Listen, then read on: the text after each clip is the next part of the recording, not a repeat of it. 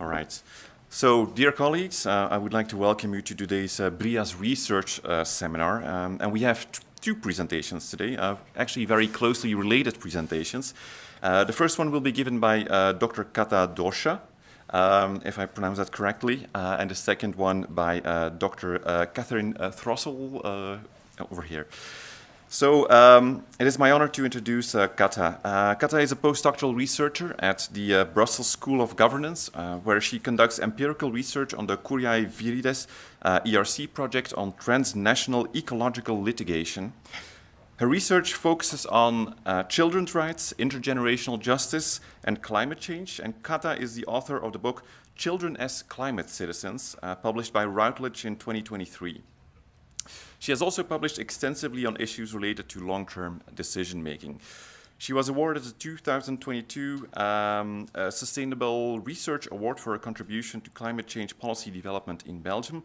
And it is therefore my distinct honor to invite Kata to the stage, well, she's actually already at the stage, for her presentation on children as climate citizens, presentism with long-term interests. The floor is yours. Thank you very much, Gia, for the introduction. And I realized that I forgot to put my, because I brought this book that my presentation will be based on. So if you guys want to have a look, you're absolutely welcome.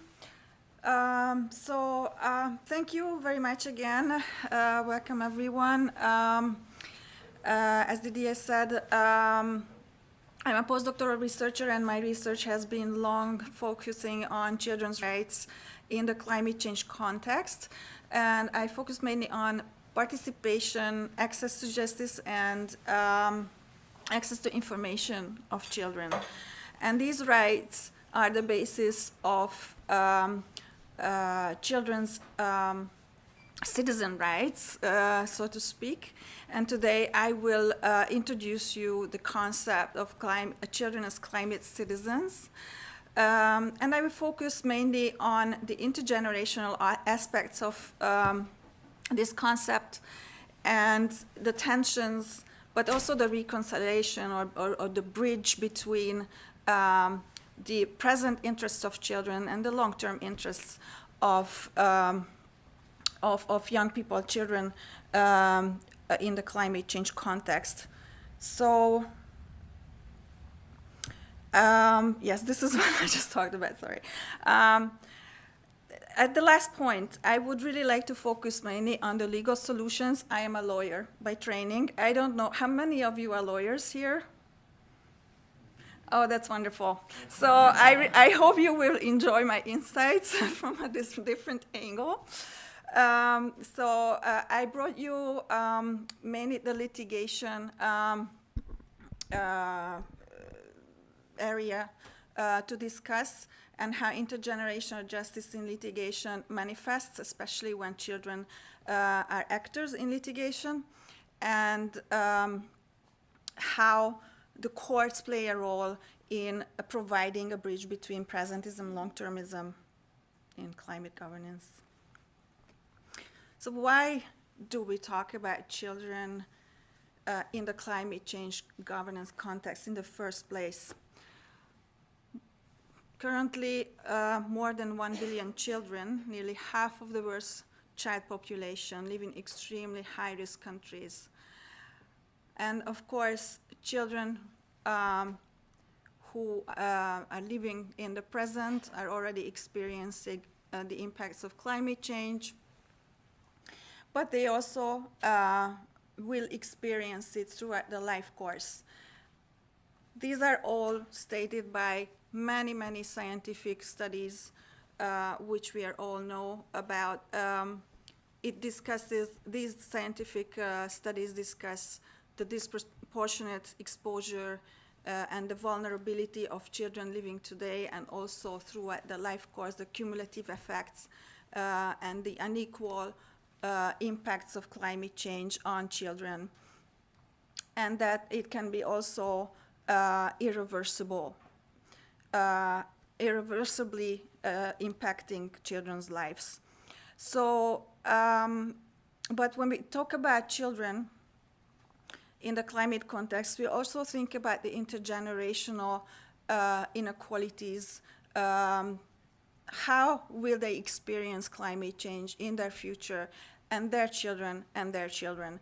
And there are many responses to these type of intergenerational considerations, social and economic and democratic responses, where children are actually involved or affected by these responses. And then, of course, when we talk about intergenerational considerations, we think about duty bearers and their obligations to consider, recognize children's vulnerability and children's situation in the current climate context, but also in the long term. And that creates a conflict. But before we will talk about the conflict itself between children's present and long-term interests, I would like to clarify the term of children or child, which is a legal term in the first place. It is defined by the United Nations Convention on the Rights of the Child, Article 1, and it says that a child or children as a group are persons below the age of 18 years. And of course, there are other approaches to children and young people in the participation context. And this will gain significance when we talk about how children get involved in governance processes or citizenship activities. Adolescents are defined by the Committee on the Rights of the Child at the United Nations level. Why? Because the committee recognized that there is an age group where children demonstrate more capability and also more willingness or interest to participate in public matters. So they provide more space, if you like, more legal space and more institutionalized space to young people between the age of 10 and 18 to express their views in matters that concern them. And youth is a very interesting term. It's not a legal term. It's very important because we often hear about youth participation simultaneously as a synonym for child participation, but it's not the same. So what is youth? Youth is a policy term, a policy-based term, mainly created by the United Nations system, governance system, but it has been adopted by regional policies and national policies as well. It applies to young people in the first place between 15 and 25, but in reality, this shifts between 18 and even up to 35. And why is it important for children? Because if in reality youth applies to young people above the age of 18, they are discriminated against. They are not going to be able to participate in youth activities as such in governance processes. Okay, so what does climate citizenship mean and how does it apply to children? So in my book, I discuss this concept as an active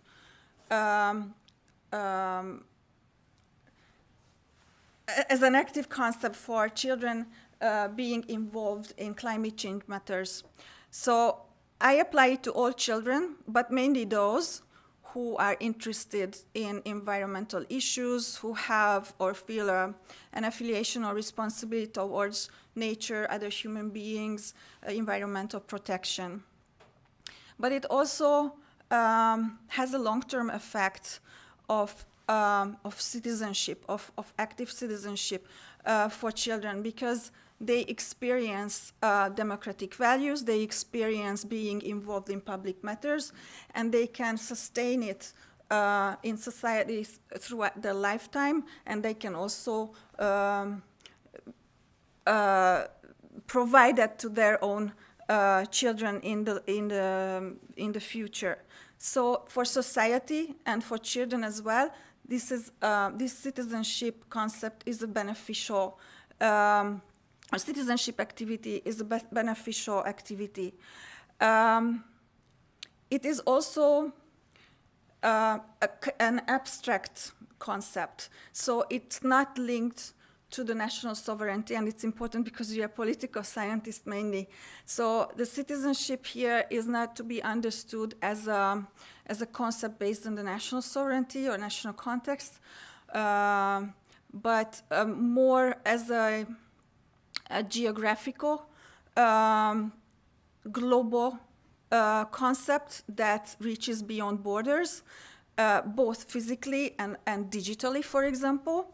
So it connects people around the world, and that's why I apply it as a global concept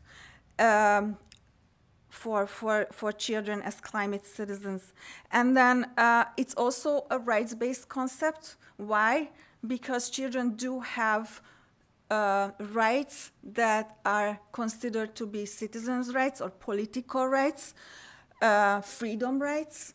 They have these rights set forth by the United Nations Convention and also other regional treaties. But these rights are usually associated with adult activities. The right to association, the right to freedom of peaceful assembly, the right to information and to participation in governance. So these rights can be only practiced by children if they are empowered. They need the institutional context to be able to experience this and to fulfill these rights. And because children haven't reached the age of majority and the age of voting citizenship, they cannot go to the ballot box, they cannot participate directly or influence directly the political decision making. They find and explore different pathways of expressing their views, of participating and influencing climate change governance. How? For example, they participate in conferences, public debates, citizens' assemblies, or in protests in the streets. They establish grassroots movements. They are involved, or they sue governments, and they are involved in climate change litigation. But there are many other ways of practicing citizenship rights in the context of climate change. In my book, I concentrate on these three main avenues: high-level conferences at the global level, at the United Nations level, the grassroots movement activism, starting with the Fridays for Future, but shifting also to digital spaces, online spaces, social media.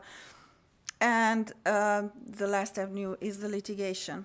And today, I will focus more on the litigation. Before I do that, I want to highlight that in the book, I explore both the rights-based, the institutionalized framework for children to be able to participate in climate matters, but also the social context. How is it actually realized in life? And I find that even though children do have, why didn't it switch, sorry? Yeah. Even though children do have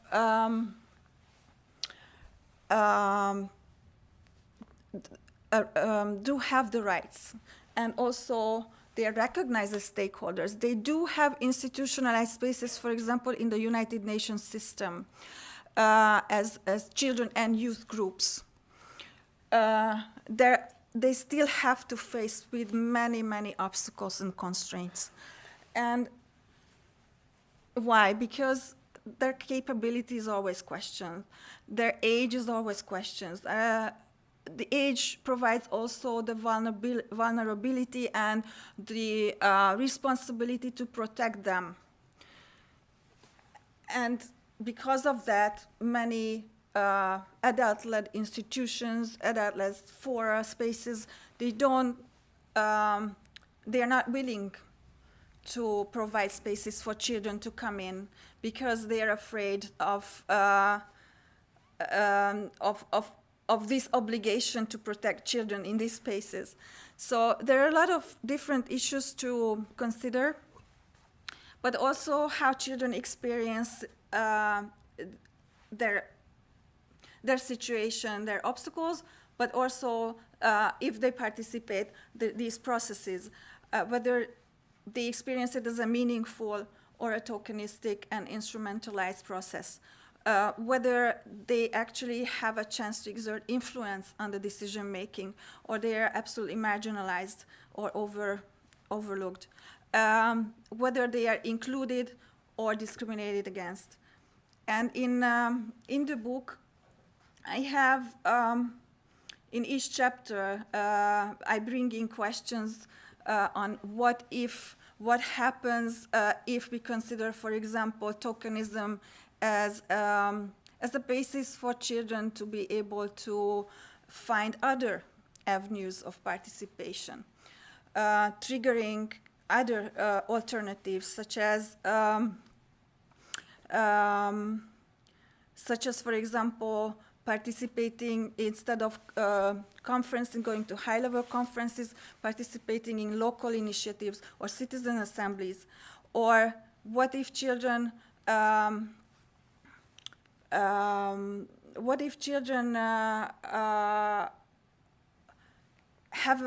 a more radical response to being rejected from these spaces? There are many studies now, and also suggestions that radical responses from children can lead to more influence. So that's also something to consider. And then, of course, I also go around the question, so why are children even there? What is the main reason and the purpose? And one of the reasons and the purpose, so the goal of their participation is the intergenerational justice. So children tend to set 2 or 3 goals when they participate, according to my research. One is that to express their views. The second is to be heard, and their voice is to be considered, so basically to have an influence on the decisions. And the third one is to represent other vulnerable groups, especially those who they feel affiliated with. And this is one of the groups is the future generations. And they tend to feel responsible. They tend to act as stewards for future generations. But when, as a lawyer, I look at how does this work? How do children represent?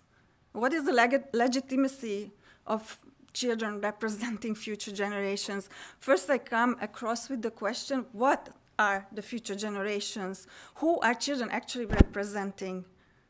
Are they the same? Are future generations the same as children? How many of you think that they can be identified, these two groups, together? So children are the future generations. Or they have an overlap. Yeah. So it's a question of interpreting it. Why? Because future generations are not defined legally. So we don't know who are exactly the future generations. I brought you this quote from a child plaintiff from a court case from the United States. And this really illustrates there's so much confusion about children being responsible for future generations, identifying themselves with future generations. So we are the future. Decision makers will be long gone before the long-term effects of climate change ever hit them. It's about my kids, it's about their grandkids. But in the first line, it says, it's hard for legal experts to deny the rights of young people. He's talking about their current rights, their rights in the present, and then it goes on to discuss the future generations and their kids, and it's so confusing. And this is how children are seen, not only in the legal context, but also in the political context. I took out a picture from my slides, but I will quickly just mention it. At the United Nations level, when they hold these COP meetings, etc., they usually talk about youth and future generations in the same cluster. They used to talk about children and youth in the same cluster. Now it's about youth and future generations. So a lot of political interest there in the background as well. There are two soft law documents that have attempted to clarify the distinction between children and youth. But yes, they both agree that there is an overlap, or there is a close relationship between children and future generation, except that children's present experiences, the harms or risks they suffer from climate change, should be considered separately than those of future generations.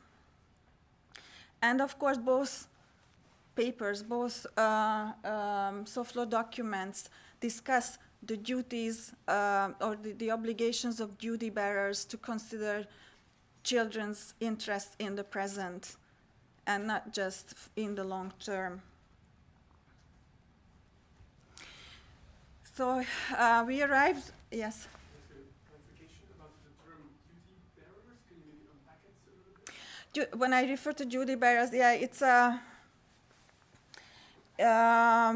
I refer to those stakeholders, governances and businesses and other duty bearers, actors who are responsible for climate change in the first place, but also who are responsible to take action on climate impacts.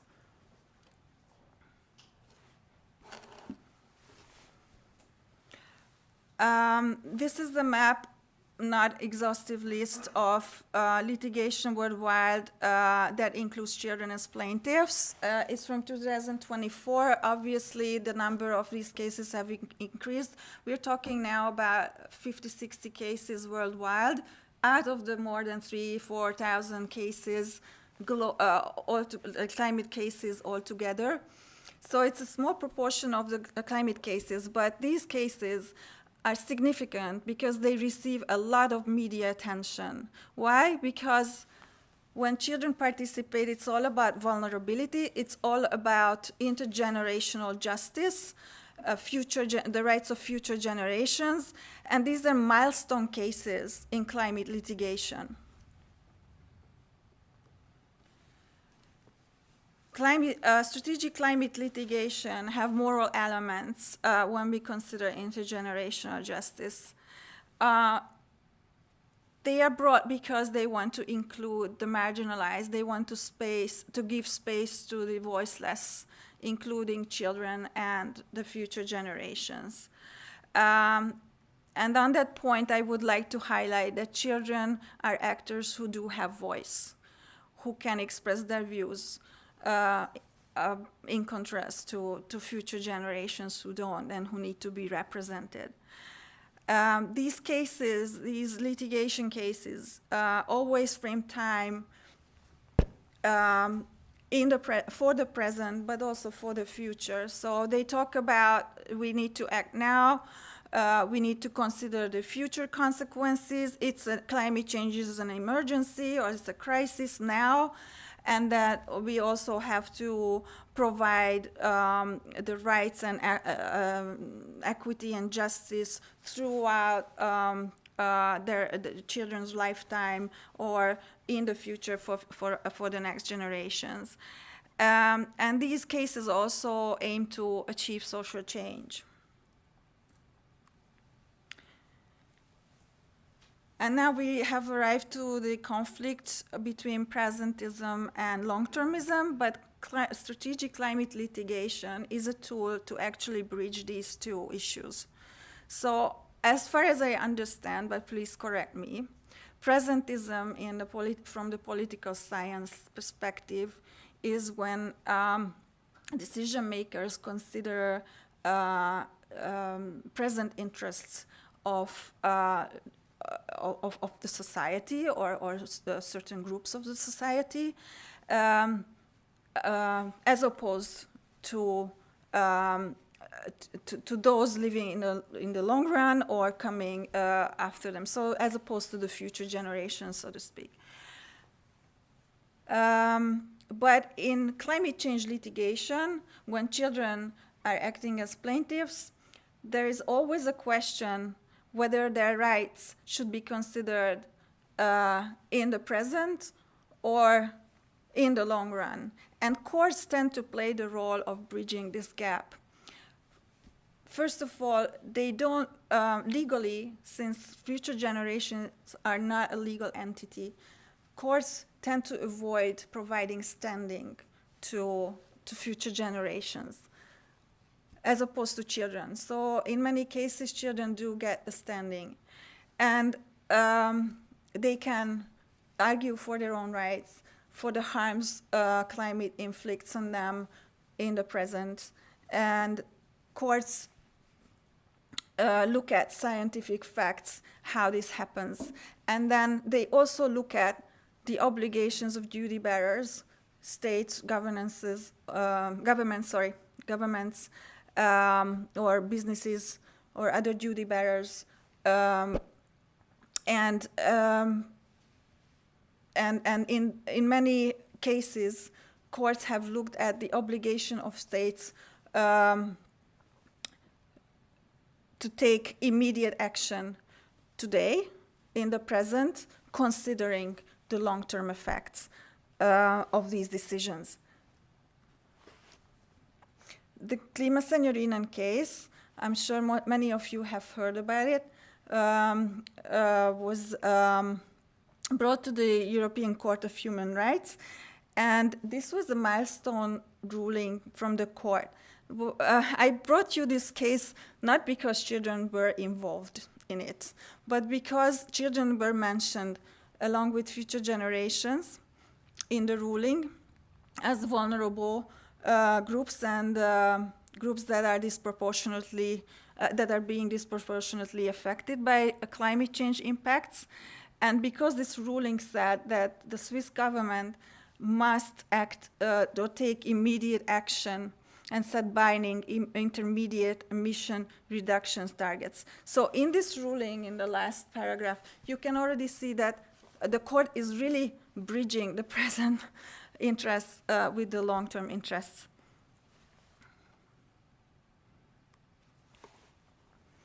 And now going back to children. So there is a lot of discussion about what is really the role of children in these cases and whether they should be involved in climate change litigation, whether this is the right place for them to be. And in terms of intergenerational justice, I discuss children's role in my publications as carrying the so-called intergenerational burden. So embodying future generations, being the face and the advocates or the stewards for future generations in these cases, it's a very sensitive line between children acting on their own behalf or having to play the role of advocating for future interests of the society. It's a very risky role that children are involved in climate change litigation. And of course, the problem is that in many cases, the court dismisses the cases and the unclarity remains between the interests and between also the definition of future generation and the current, the present generations, and how there is a blurred line between future generations and the presently living children, and that often remains. The litigation cases don't really solve this problem many times. They are also risking of creating interest groups. And of course, when I talk about this in my book and also in other publications, I always highlight the problem that children cannot be conflicted with the interests of future generations, but what the court does is that they immediately look at the distinction between children and future generations and decide, are we going to look at children today and the current harm they suffer, or are we going to look at their future interests and the interests of future generations? And it creates a tension between children themselves and what they are actually representing. These litigations also tend to instrumentalize children, so many times there are a few cases where children actively or proactively get involved in litigation, but in most cases it's the lawyers or the organizations who launch these cases who invite children, who select certain activist children or other impacted children to be on board in these litigations, and there we can talk about the risk of instrumentalization and also shifting the burden of representing future generations to children. Yes, and of course, it can. Children being involved in litigation can accelerate further risks, such as being disappointed at the outcome of these cases, which in most of the cases, it's a dismissal by the courts. Children can feel fatigue, disappointment, they can turn to radicalization, or they can develop mental health issues, such as anxiety or depression. They are exposed to the media attention. So a lot of ethical issues to be considered. And of course, also whether children can actually participate actively in these cases. Most of the courts don't hear the kids. So even they cannot even enter the courtroom. For example, in the European Court of Human Rights, there was a case launched by Portuguese children. They were present. It gained a huge media attention, and the court hearing itself. Only lawyers spoke in the hearing, and there was no interpretation provided for children, translation. So what are we talking about when we talk about children being involved in climate change litigation? And of course, we have to highlight the positive impact of children having a part and practicing their citizenship rights in being involved in legal processes. They can learn about their rights and duties. These cases sometimes clarify the term between children and future generations, and they can also mutually benefit. These interest groups mutually benefit from the outcome of these clarifications. And I refer back to the Klima Signorinen case, which I explained you before, that even though children were not involved in that case, the court ruling had implication on children's interests and children's rights, and that the government should consider vulnerable groups. So the case had future implications, intergenerational implications on the rights of future generations, but the court extended it to children. So that's when I talk about mutual benefits, this is what I refer to. And then, children feel empowered. They can act as citizens. They can learn about responsibility, altruism, and representation. And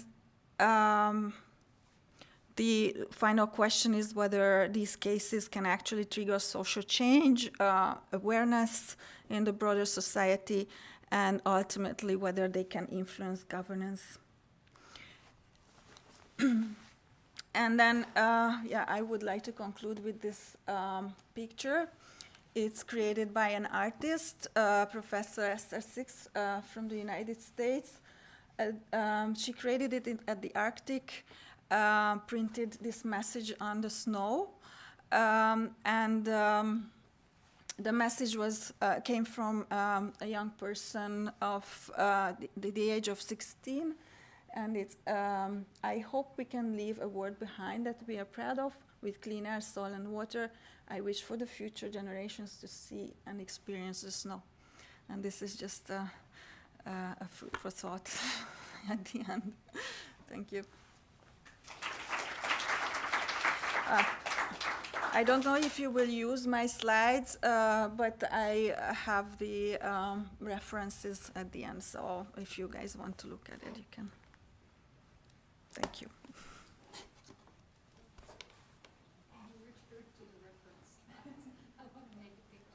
If you want to, yeah, sure, why not? But then I can also provide the slides at the end, so. Sorry, then I have to. Yeah. So we have some time for questions, so that is okay, Kata. Yeah, I think it is. Oh my God, now, again, I'm the first one to ask a question. I'm Karen Celis of the Department of Political Science here and of the group Democratic Futures. Thank you for this amazing presentation and very, very, very important work. I am not a legal scholar, so this is, it's fascinating work, and I very much like the questions you ask. Also, they're very crucial questions, and of course also the answers you provide. If I would like to reflect on a few points from the perspective of political representation. I'm a representation scholar, and you asked a few questions that I think representation scholarship has a few has a few interesting answers to that might, I don't know, work. So here I go. So the first question, why children represent the future generations? And you also used other words like why are they the stewards? Why are they the advocates? And then the other question, or more the comment like, oh, but the future generations are not defined. Yeah. So and in representation studies, there's some really interesting thoughts on this that I would like to share. Mm-hmm. So the first one, why children represent the future generation? Might it not also be the case that there's this shared experience of being excluded based on not yet being a citizen with full political rights? Because in feminist representation studies, this shared experience is a very important reason for why somebody represents somebody else, and it defines the content, so the interests that are formulated, prioritization thereof, and that then links to they make the most radical claims, and then thirdly also this they can do it in a very legitimate way. Yeah. So these are all very important democratic goods. So then when talking about the benefits, well, all this, what they do, augments the democratic quality of our political debates. So which then also links to the point, rather than excluding them, and you have given a few really good reasons for why we should consider them, maybe then the better option is to seek a way to include them in a way that is productive and does not harm them. And then the second point, and that's a bit more teasing maybe, is like, the future generations are not defined. Yes, but actually they are defined through the claims that the youth is making. So this is the constructivist approach in political representation, and in that respect, future generations are no different than cyclists or farmers, a group that is constructed as having certain political rights, and that construction happens through the representation itself. Thank you so much. Can I reflect already? Okay. So on the representation side and the shared experiences, I wonder if we can call it a shared experience because future generations don't experience. So that's from my understanding. I mean, we can say that they don't have this sort of status, but we cannot talk about their experiences because they do not yet exist. But I know that for many political scientists, starting from Edith Brown-Weiss, for example, the children are viewed as a voiceless group, and they are identified with other voiceless groups, including the future generations. And they view children as also as a proxy in time to future generations. So there is always another link between them, not only their shared experiences, but their age or their time proxies. That's what many scholars refer to. And they also say that, said in their arguments that children's rights could be a vehicle to provide rights to future generations as well. My question is always that, can it be the opposite way around? And in the Klima-Signorinen decision, I think it's the opposite way. So future generations, the considerations about long-term interests and future generations brought in the argument for children as well.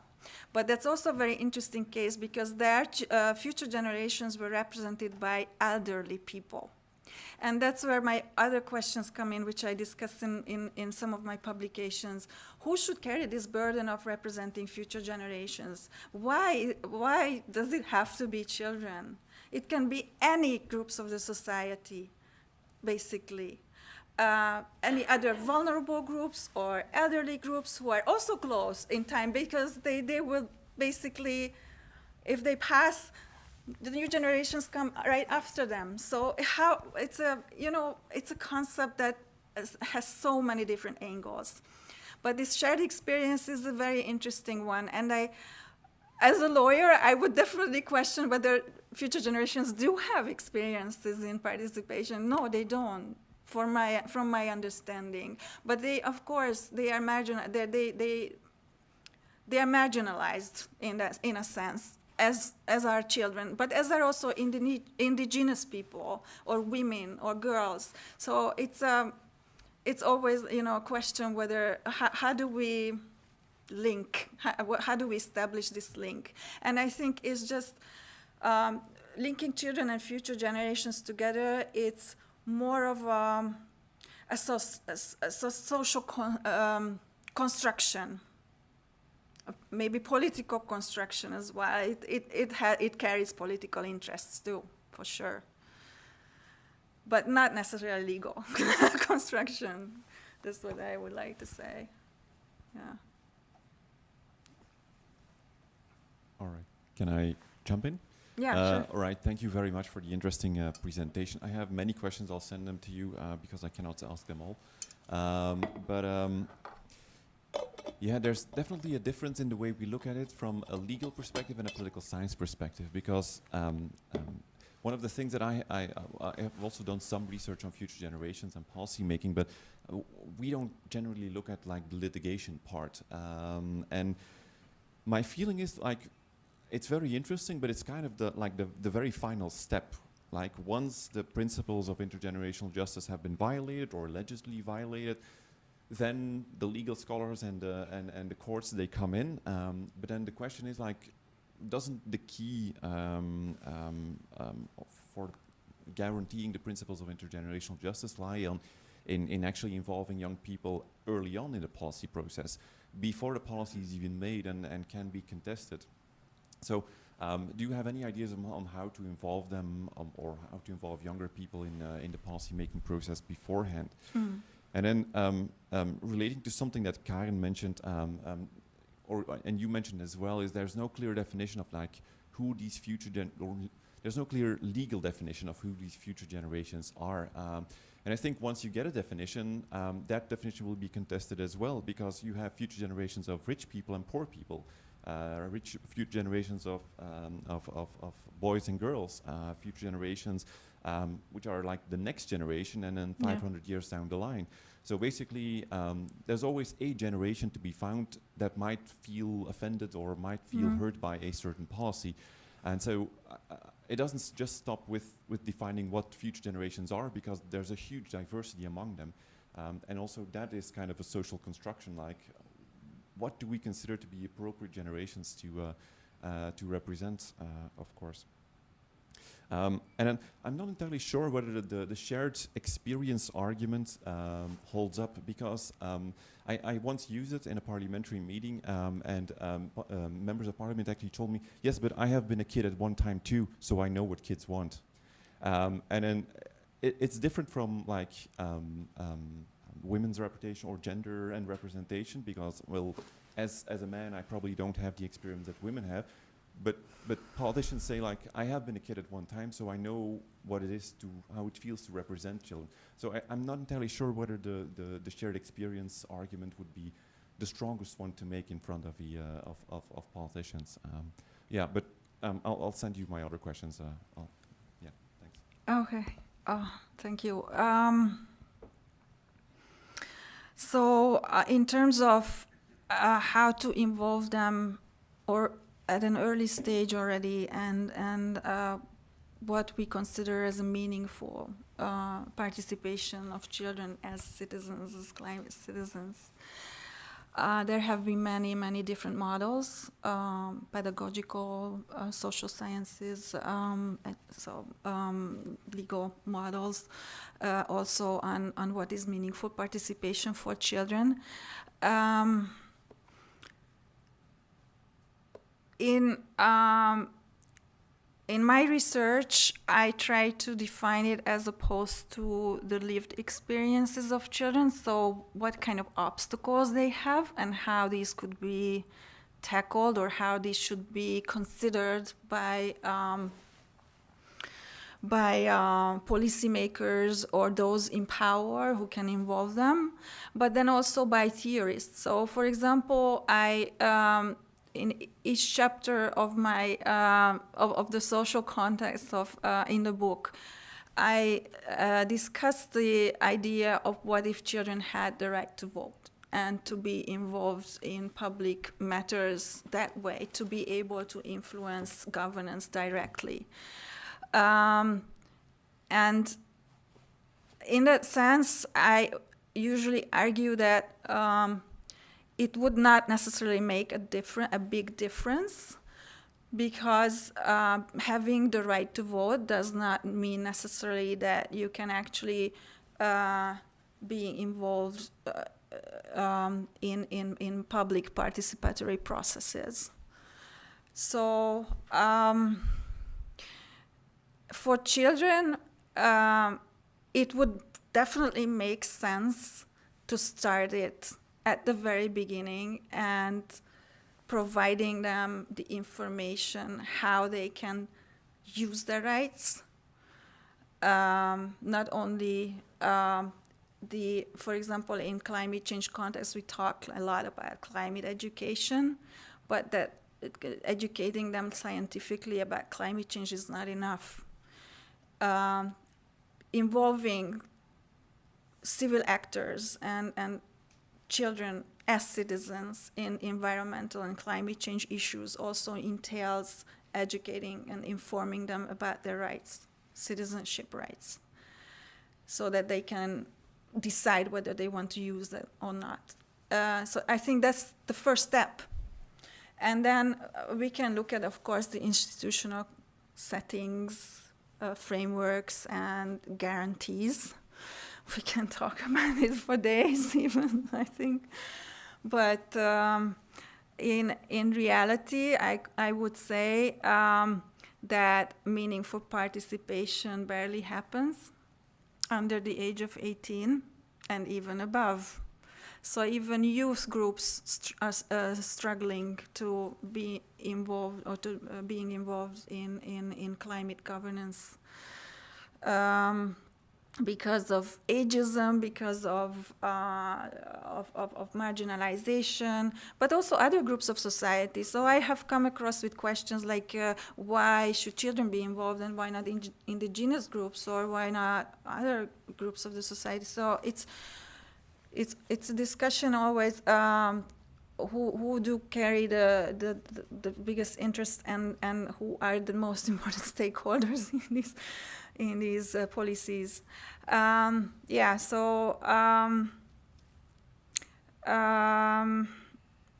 I tend to also consider alternatives, the what ifs, and if you have mentioned the representation, I would also say that representation could be also an alternative for participation.